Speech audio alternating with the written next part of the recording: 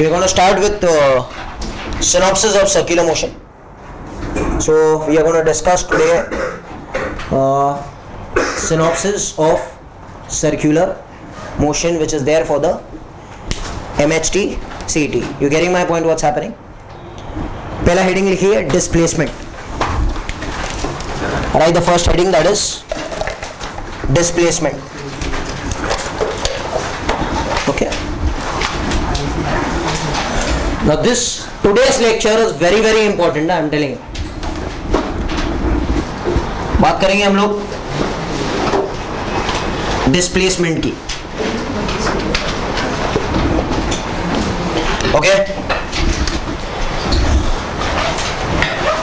C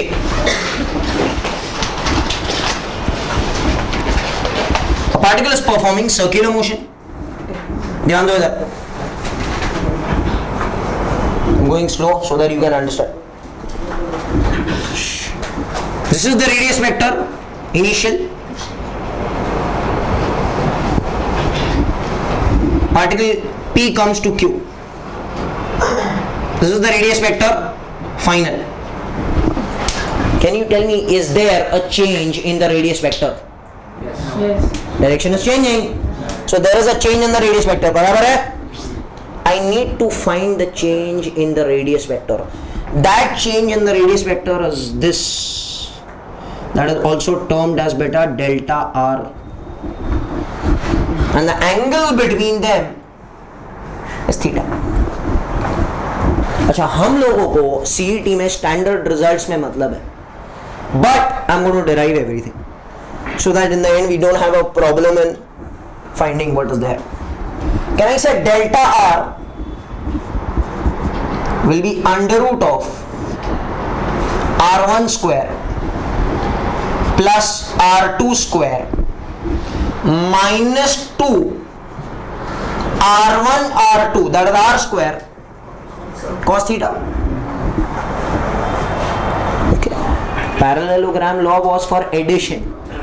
A square plus B square plus 2AB cos theta. But this we are finding the difference. Now we are finding the difference in the vector. Acha, can I say, you must be knowing mathematics, can I say this is 2R square minus 2R square cos theta? So this is going to become 2R square common, 1 minus cos theta. So this is going to become 2R square, 1 minus cos theta is what? 2 sin square theta by 2 beta. So this will become 4R square sin square theta by 2. Root of that 2R sin theta by 2. This is delta R beta.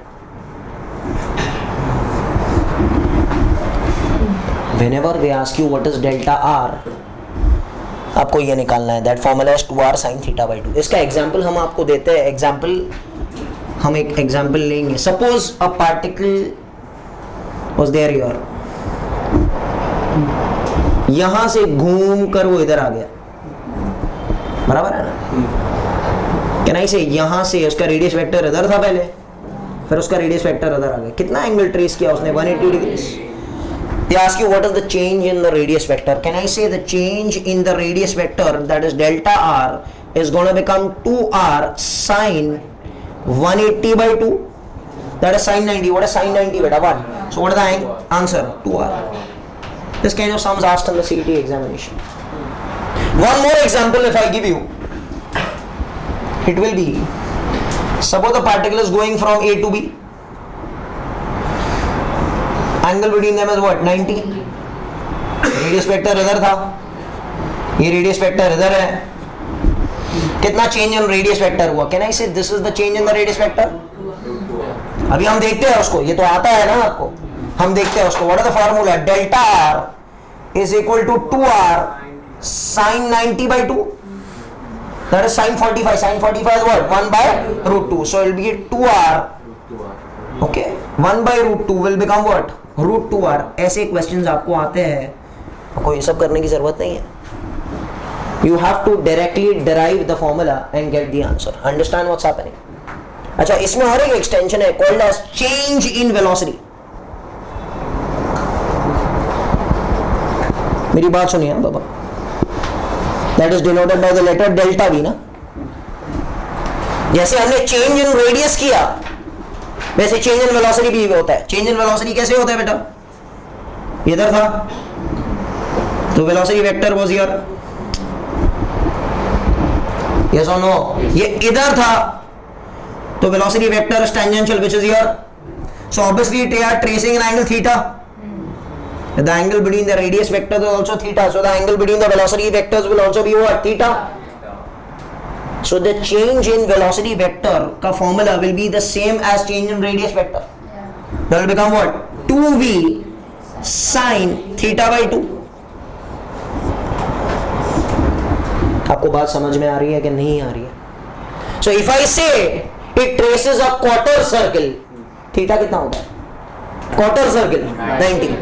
So if theta is 90 for quarter circle, then how much will be the change in velocity beta? 2v sin 90 by 2 sin 45. So क्या हो गया बेटा, root 2v. आपको समझ में आ रही है बात?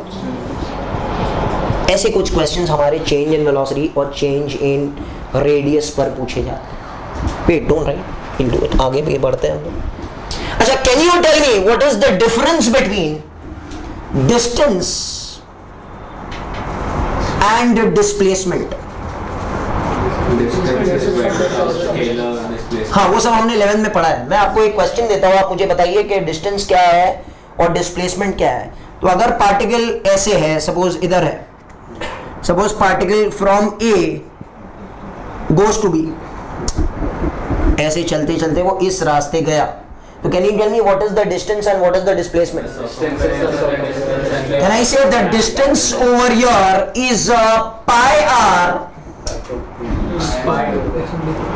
Pi r, no, only pi r. And what is the displacement over here? That will be what? 2r. Displacement is the shortest distance between A to B, and distance is the actual path traveled. Sometimes they ask you what is the difference in the distance and the displacement. So can I say it will be pi r minus 2r? Pi का value कितना होता है बेटा? 3.14 r minus 2r will become 1.14 r, and r suppose is given as 1 meter. So answer will be 1.14 meter. समझ में आ रही है? Relative angular velocity.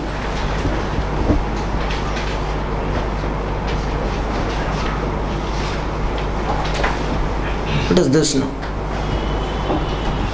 देखिए, बात सुनिए. जब हम हमारी घड़ी की तरफ देखते हैं तो hours hand, seconds hand, minute hand, they all move in the same direction. And I have told you that whenever vehicles or cars or anything move in the same direction, their relative velocity has to be subtracted. पता है ना सबको? Is understood or not?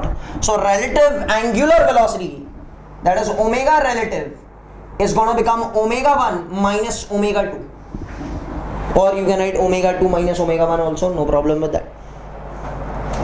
Getting it? Okay, so it can be omega hour minus omega minute, or vice versa, whatever. If I need relative time beta, it will be 2 pi by omega relative, which could also be written as 2 pi by omega 1 minus omega 2. Yes or no?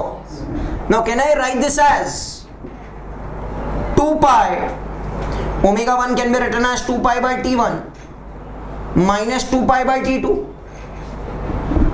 This is t relative now.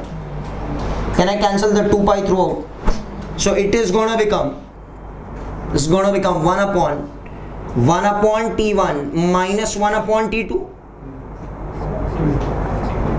So ये ऊपर जाएगा t1 t2. So t relative क्या हो जाएगा बेटा, बताइए? t1 t2 upon t2 minus t1. This is the formula for relative time बेटा. Relative time is t1 t2 upon t2 minus t1. Okay, if they ask you what is the relative time between the hours hand and the seconds hand, तो hours hand का minute hand, suppose minute hand and seconds hand if they ask you, minute hand का time period कितना होता है? Minute hand का time period कितना होता है? 60 मिनट्स. एंड सेकेंड्स हैंड का टाइम पीरियड कितना होता है? 1 minute. If you're taking in minute, you take everything in minute. If you're taking in seconds, you take everything in seconds. You can put the value and get the answer of relative time. Suppose one question is asked that is about geostationary satellite. Geostationary satellite ऐसा satellite होता है जिसका time period of the satellite is how much? 24 hours. What is the time period of rotation of the earth? 24 hours.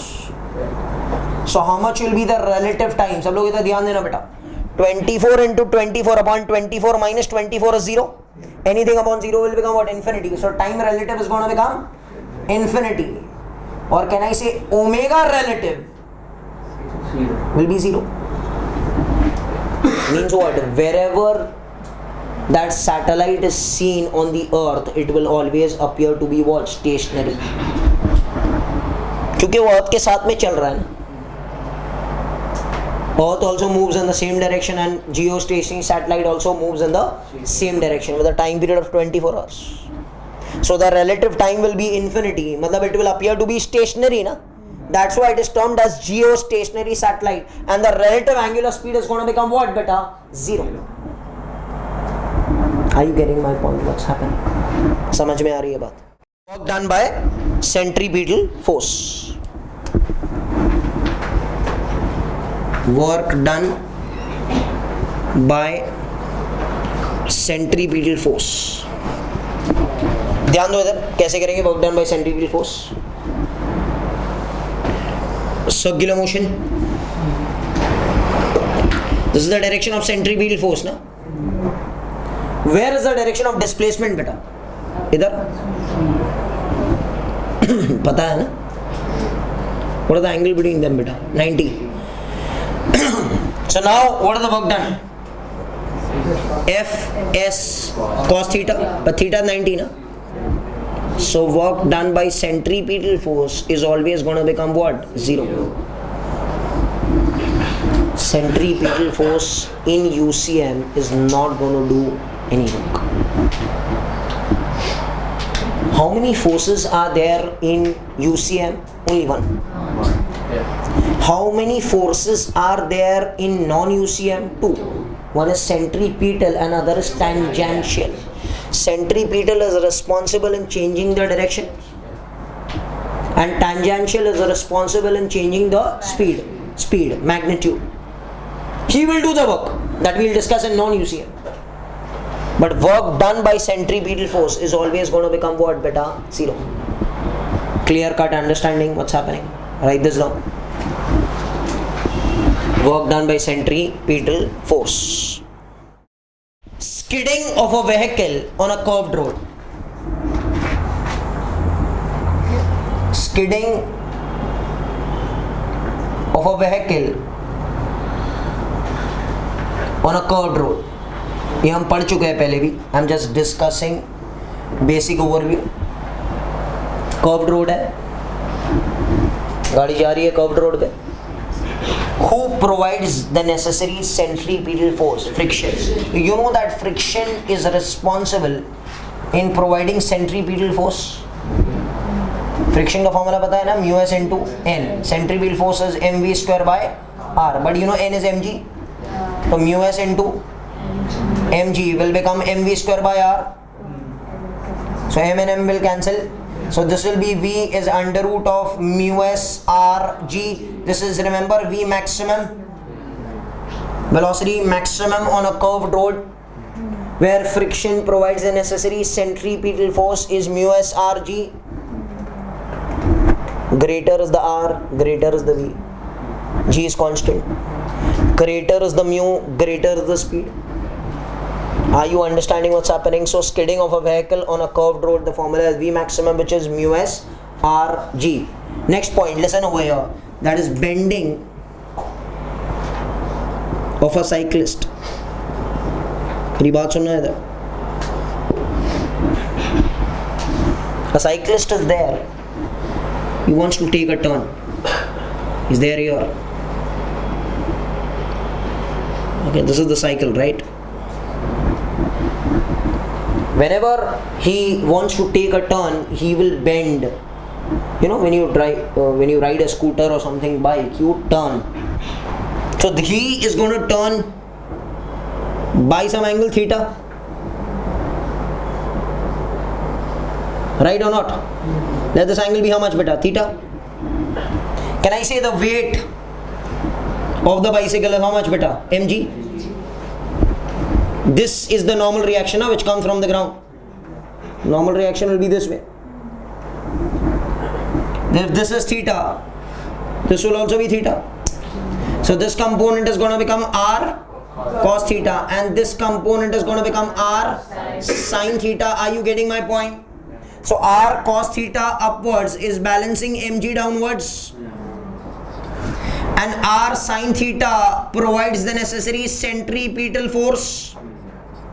Yes or no, beta?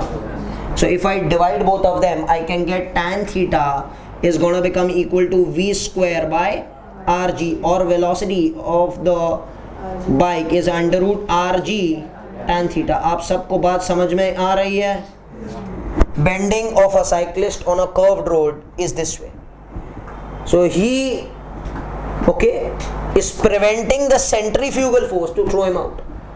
अगर वो ऐसे अकड़ कर जाएगा तो centrifugal force उसको कहाँ फेंक देगा? बाहर फेंक देगा.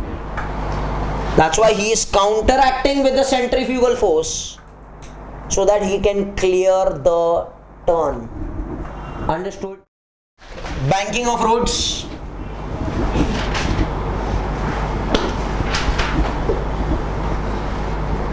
हमने आपको पढ़ाया था, आज सिर्फ हम लोग आगे बढ़ेंगे इसमें. Banking of roads. Remember, the outer edge of the road is raised over the inner edge by some angle theta. ऐसे होता है भाई. इधर ध्यान दो, गाड़ी ऐसी आ रही है, इधर देखो. I am not making anything, it is all done previous lectures. हम सिर्फ यहाँ पर बात कर रहे हैं. Okay, where is the weight acting? Downwards. Where is the normal reaction? Upwards, right? Now, where is the friction acting? Where is the friction acting? Friction always acts downwards. Why, sir, friction is downward? Intention of motion is up.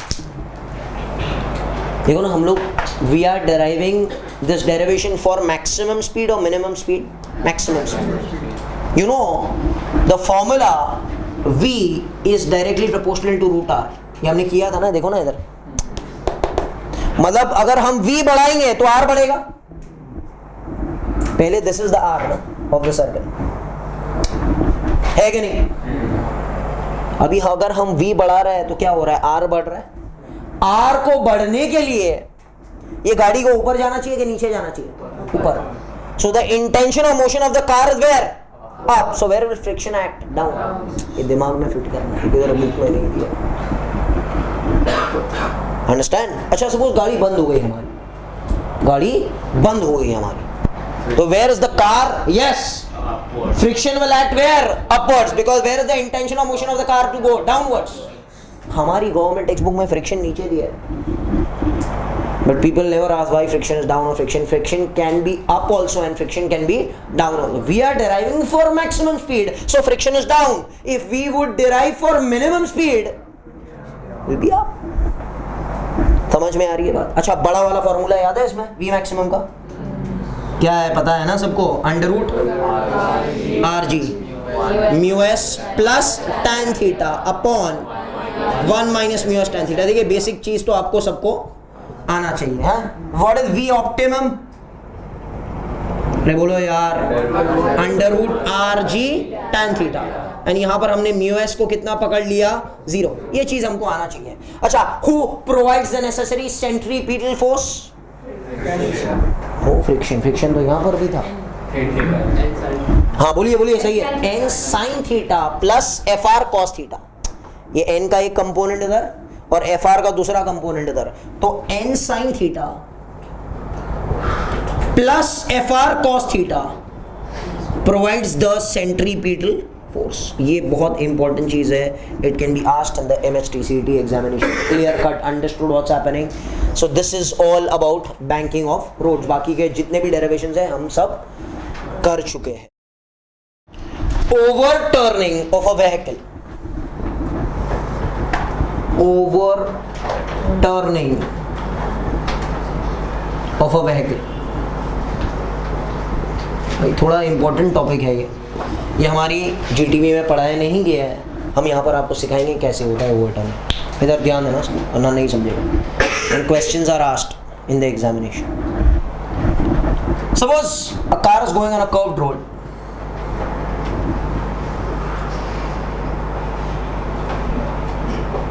These are the tires, right? Straight से सामने से आ रहा है. पक्का? No. एक चीज हमने किया था, car will skid. You know, VS is under root V is equal to under root mu s RG. V maximum is under root mu s RG. अगर उसके ऊपर गया तो the car will skid. यहाँ पर और एक मैक्सिमम स्पीड है. अगर उसके ऊपर गया तो the car will overturn. Means what? हमने देखा रहेगा मोटर कार रेसेस के अंदर. The audience are sitting on the side in the stadium. The car comes. And if the car exceeds a certain speed, it will overturn. Movies में भी हमने देखा रहेगा ऐसे. It comes and then it will overturn. So one type of speed which is there is V maximum, which is under root mu s RG. The car will skid. It will pass off tangentially. वो हमको पता है. ये वाला speed ऐसे है where the car will overturn. So for overturning there are some conditions that ध्यान देना please. Can I say this is called as the inner wheel and this is called as the outer wheel.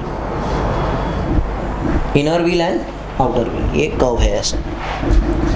Okay. This is the reaction at the inner wheel. Normal reaction. And this is the reaction at the outer wheel. And this will be the friction. बराबर है? बात समझ आ रही है? अच्छा. Let the center of gravity be your. Let the height of the center of gravity from the ground be your h. And let the distance between the two tires be 2a. यहां से बीच में कितना distance है बेटा? a. And यहां से बीच में कितना डिस्टेंस है बेटा? a. समझ में आ रही है बात? डायनेमिक समझ में आ रहा है यहाँ पे? a h ri ro friction. Clear है? मैं इसका डेरिवेशन नहीं कराऊंगा बिकॉज डेरिवेशन का कोई रिक्वायरमेंट नहीं है MHTCET में. You require the answer. तो V मैक्सिमम का फॉर्मूला है, उधर का फॉर्मूला क्या था? अंडर रूट म्यू RG ना. RG वही है. देखो सब में RG तो आता ही है. RG इधर भी है, RG इधर भी आएगा, बट यहां पर आएगा A by H. What does A stand for? The distance between one wheel and the center. And H is the height of center of gravity. This is the formula. Maximum velocity for overturning. इसका proof आपको requirement नहीं है. Okay? You come and doubt solving will solve if you want. You're so much interested. But अभी ये याद कर लो. देखो racing cars का डिजाइन कैसे होता है? Very good. Center of the H is minimum. Of racing cars. इधर देखो बेटा. हाइट कम होता है उनका और वो गाड़ी चौड़ी होती है ऐसी. वही तो है ना भाई. ए ज्यादा होना चाहिए, एच कम होना चाहिए, तो ही तो मैक्सिमम स्पीड रहेगा ना. Getting it what's happening. So this is, that's why they have low center of gravity and they are wide because they will not overturn. अगर हमारी तरह ट्रेन ओके बड़ा बड़ा गाड़ी लेके जाएगा तो that will overturn. Getting it what's happening. Sugarcane trucks in villages you know the tempos are there which will carry sugarcane. They cannot go beyond a certain speed. Why? Because they will overturn. Are you understanding? अच्छा, while overturning something happens. मैं कुछ points यहाँ पर लिखता हूँ, बहुत important है बेटा. Always remember first point that the reaction at the inner wheel is lesser than the reaction at the outer wheel. ये रिएक्शन कम होता है, ये रिएक्शन क्या होता है, ज्यादा होता है. ये प्रूफ से आएगा. प्रूफ कैसे करना है मैं थोड़ा झलक दे देता हूं आपको. वेट कहां पर एक्ट करेगा, नीचे. Can I say down is equal to up, R I plus R O is M G. And then remember ladder वाले सम्स हमने किए थे 11 में, टॉर्क वाला formula, F into H R1 into A is equal to R0 into A. And F का formula रहेगा mv square by r. तीनों formulas को इक्वेट करके ये फॉर्मूला आएगा आपको. And it will also tell you that Ri is lesser than Ro. Reaction at the inner wheel is lesser than the reaction at the outer. इधर का reaction कम होता है, इधर का रिएक्शन क्या होता है, ज्यादा होता है. समझ में आ रही है आपको बात? ये ज्यादा ग्राउंड को दबाएगा और ये कम ग्राउंड को दबाएगा. Getting in what's happening. मैं और एक तरीका है, और एक तरीके से एक्सप्लेन कर सकता हूं अभी फिलहाल. कैसे होगा ये देखो, ये गाड़ी है. This car is in which frame of reference, please tell me. Weight कहां पर एक्ट कर रहा है बेटा, सेंट्रीफ्यूगल फोर्स कहां पर एक्ट कर रहा है बेटा, ऐसे. देखो समझने के लिए बता रहा हूं. तो रिजल्टेंट फोर्स कहां रहेगा, इधर ना. तो ये ज्यादा दबेगा ना भाई, ये जमीन का हिस्सा ज्यादा दबेगा कंपैरेटिवली टू दिस. तो जमीन ज्यादा दबेगी तो रिएक्शन ज्यादा आएगा. इसके लिए हम जब देखते हैं नया नया रास्ता बनता है ना, तो ये पार्ट ज्यादा जल्दी उखड़ जाता है comparatively to this. You never notice only, you not understood only. समझ में आ रही है बात? ये मैंने बेसिक समझा दिया, डेरिवेशन अलग है. Ri is less than Ro. अच्छा क्या होता है सेकंड में, अगर हमने स्पीड बढ़ाई, मैं स्पीड बढ़ाते जा रहा हूँ 120, 130, 140, Ri कमजोर होता जा रहा है. क्या होता जा रहा है, कमजोर होता जा रहा है. At a critical speed, very good, Ri becomes equal to 0. Okay, so if Ri is equal to 0, inner wheel, okay, will leave the ground first. So while toppling, समझ में आ रही है बात? Who leaves the ground first बेटा?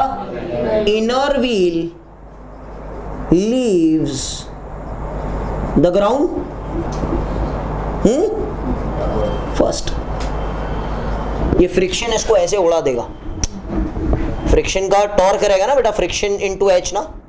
ये तो 0 हो गया ना, तो इसके कारण टॉर्क नहीं है, फ्रिक्शन के कारण टॉर्क है. और फ्रिक्शन इसको ऐसे उड़ा देगा. हमने पिक्चर्स में देखा है, मूवीज के अंदर देखा है, हाँ, कि एक्सीडेंट जब हीरो का ऐसे एक्सीडेंट होता है तो ऐसे उड़ता है. Understand what's happening? So this kind of friction is responsible in turning.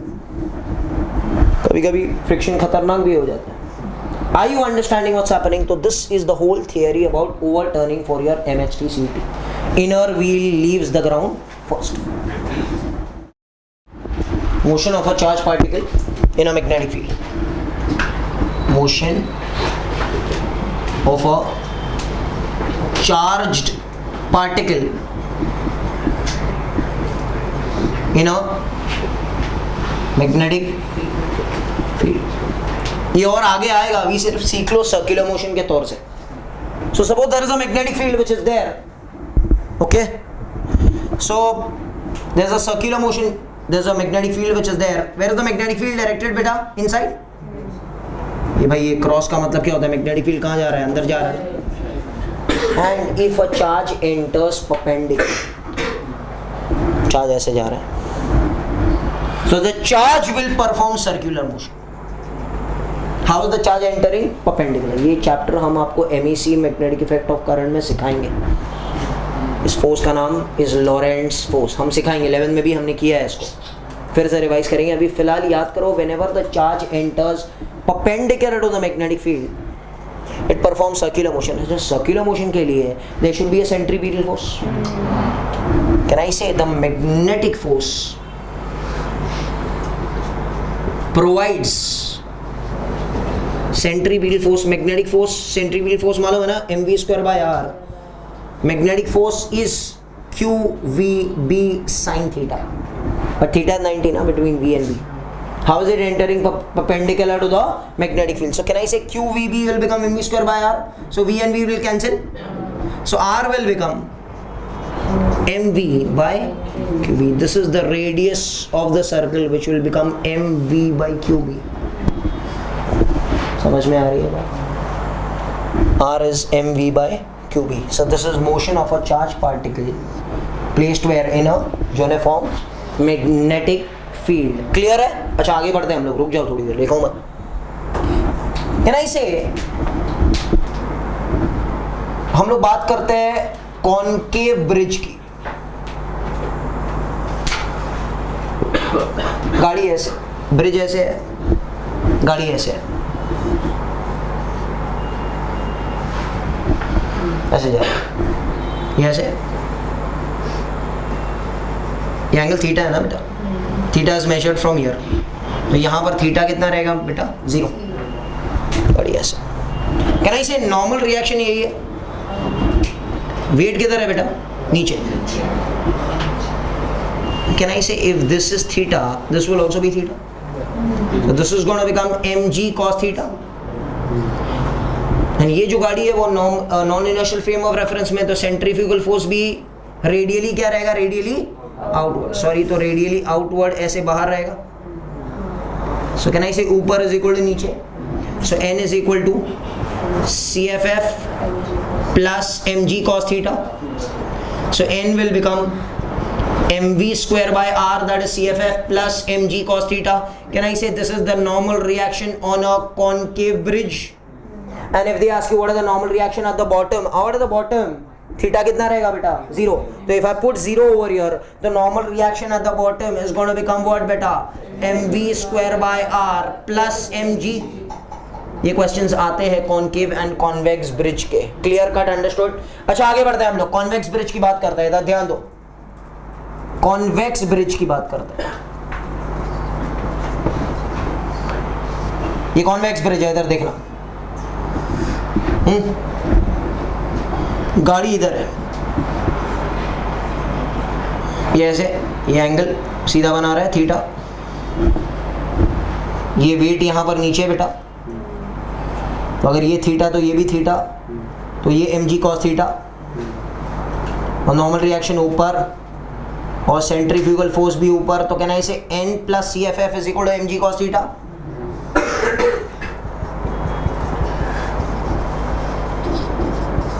तो n is going to become mg cos theta minus CFF, that is mv square by r. And can I say at the topmost point theta is 0, nt at the topmost point theta is 0, तो क्या हो गया बेटा? mg minus mv square by r. समझ में आ रहा है? Any of the cases they give you, convex आए, कॉनकेव आए, थीटा के टर्म्स में आए, थीटा के टर्म्स में ना आए, हमको सब आंसर्स पता है. And you should know in the examination how to derive. आप याद करके नहीं जा सकते उसको. Clear cut, understood? So you seen over here that which normal reaction is more? Normal reaction of the concave is with plus and normal reaction of the convex is with minus. So we will make a rule over there, write it please, that normal reaction of the concave surface is greater than normal reaction of the concave surface. Normal reaction at the concave surface is greater than normal reaction of the convex surface. ठीक है? अभी हम आपको I am giving you 4 types of sums which generally come in the examination circular motion. Please pay attention to me. This is important. 4 types of sums. Type 1.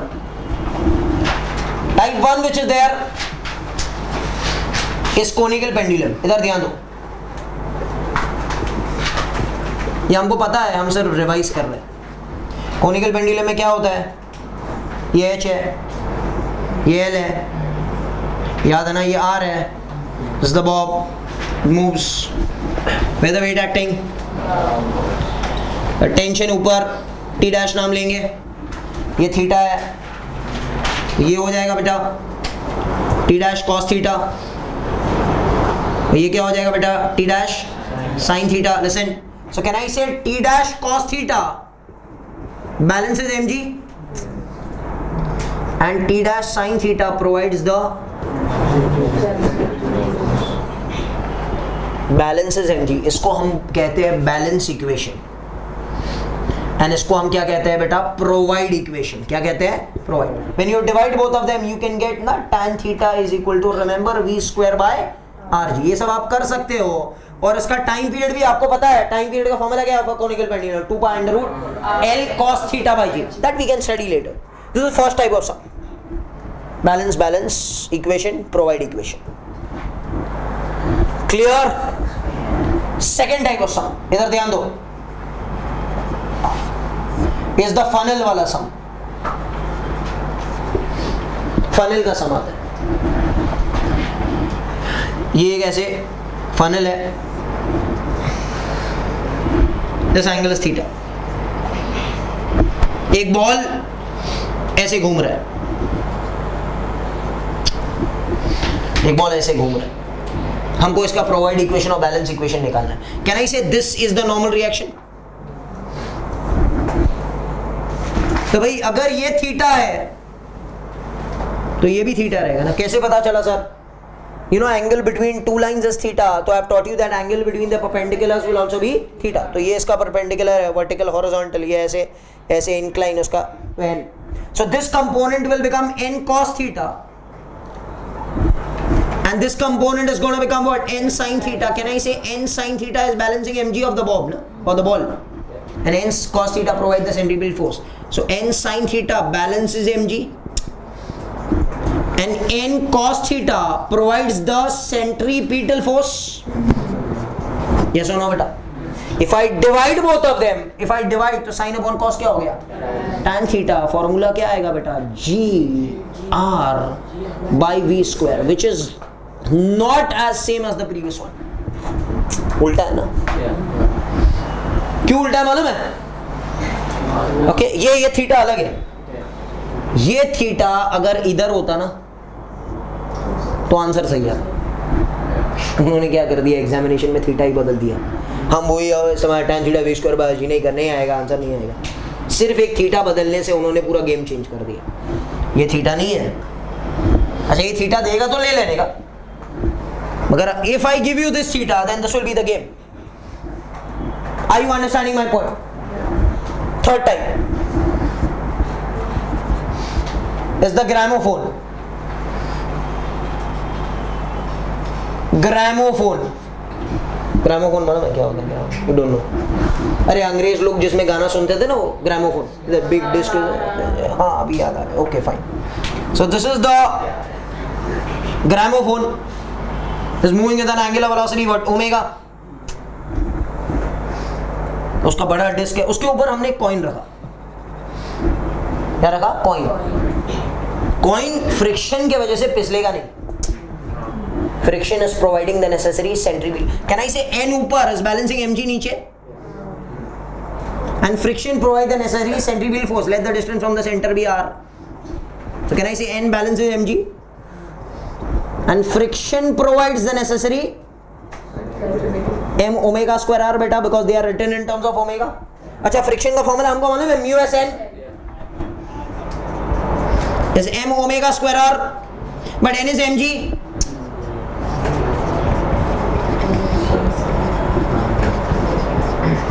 So what will be omega mu s g by r, root of that.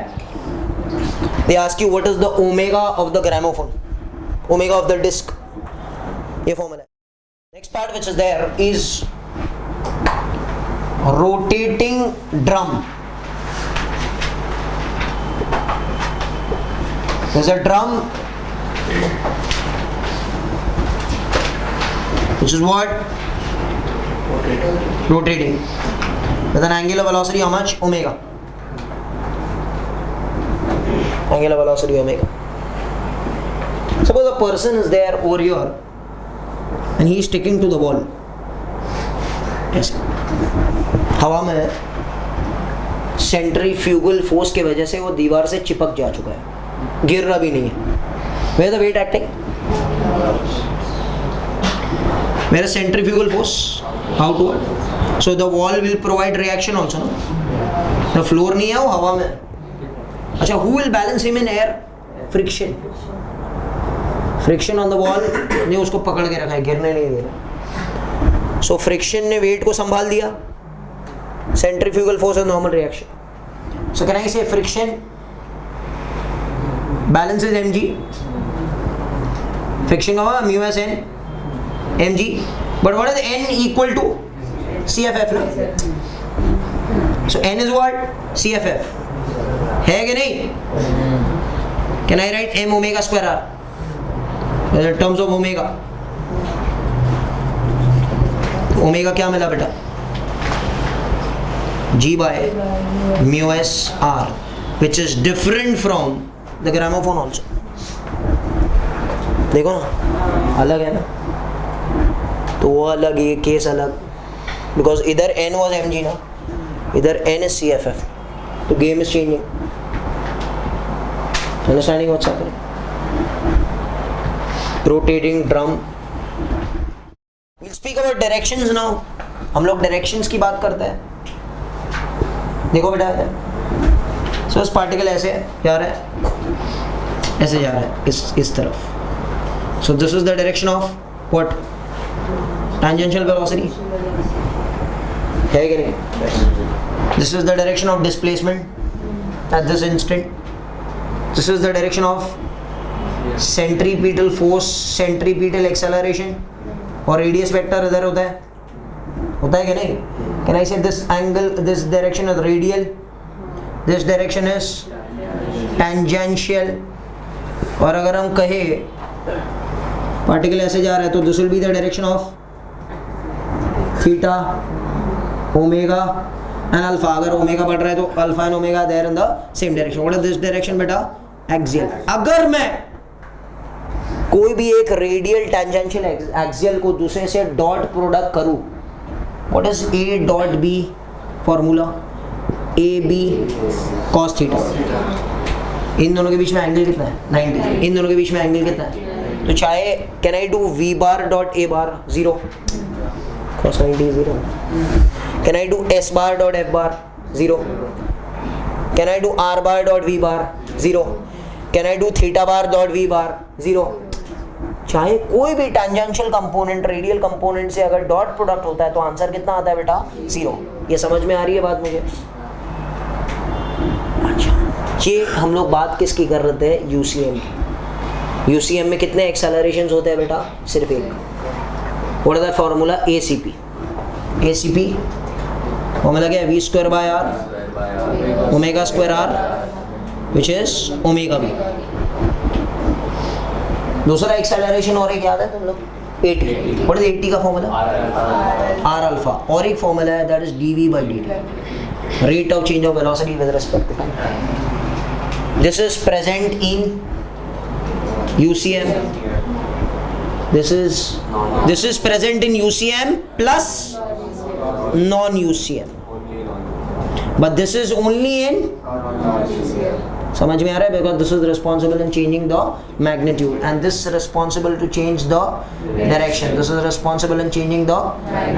समझ में आ रही है बात सबको?